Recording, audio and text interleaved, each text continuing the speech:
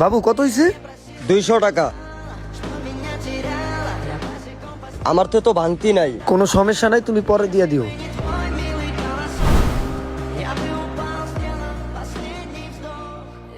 বাবু হ্যাঁ ভাই, এক কাজ করো, এটা ওই রুমে দিও।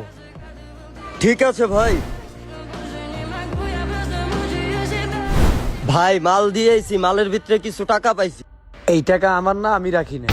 টাকা তো মালের ভিতরে পাইছি। হয়তো তোমারই ছিল, তুমি রাখছো।